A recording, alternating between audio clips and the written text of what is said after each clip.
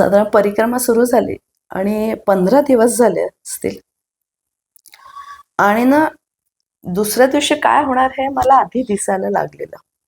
म्हणजे आदल्या दिवशी झोपले की मला समोर सगळं दिसायचं. झोपेत नाही, व्यवस्थित जागी असताना असं दिसायचं. पण माझं कौतुक काही नाही त्याच्यामध्ये, म्हणजे सद्गुरूंची कृपा आहे ती. रोज मी या लोकांना सांगितलं आज हे होणार आहे, आज ते होणार आहे असं. आणि एक दिवस असा आला की मैयानी मला सांगितलं हा अनुभव मी तुला देते, पण हा अनुभव कोणाला सांगायचा नाही. तो अनुभव म्हणजे असा होता की स्वप्न दृष्टांताचंच. मैया, नर्मदा मैया, आणि नर्मदा मैयाने असं सांगितलं की उद्या एक गाडी येऊन तुझ्यापाशी थांबेल. त्या गाडीमधनं जे कोण तुला काय देतील त्याला नाही म्हणायचं नाही, सगळं ऍक्सेप्ट करायचं. आणि तीच गाडी तुझ्या जेवणाची सोय करेल. आणि ती मी पाठवली. म्हणजे मैयाचे हे आहे ते सगळे. आम्ही चालतोय आणि हायवे आहे, असा चढ आहे भरपूर, आणि चालायला लागलोय, चालतोय, आणि ऊन आहे, दमलेत सगळे, खूप परिक्रमावासी आहेत लाईनीत.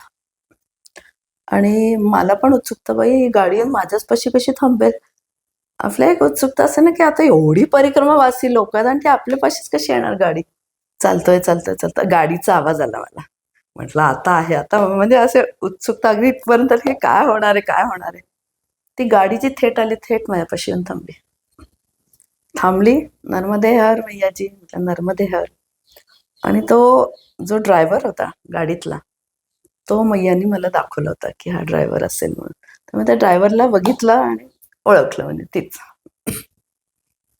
आतमध्ये एक सद्गृहस्थ बसले होते. त्यांनी मला सांगितलं मैयाजी पाणी लोगे क्या. म्हटलं हा, कारण ते आठवत होतं की मैयाने कुठल्या गोष्टी नाही म्हणायचं नाही. मैयाजी बिस्कुट लोगे क्या. हा, घेतलं. कहाँ तक जाओगे अभी, भोजन का क्या है. तर म्हटलं की आगे आश्रम होगा ना, वहां पे हम भोजन करेंगे. ठीक आहे म्हटलं, अच्छा आप आ जाओ फिर. आणि त्यावेळेस परिक्रमावासी होते, सगळ्यांना तहान भूक लागली होती, आणि म्हणजे होतं पाणी पण कमी कमी होतं, भूक पण लागली होती.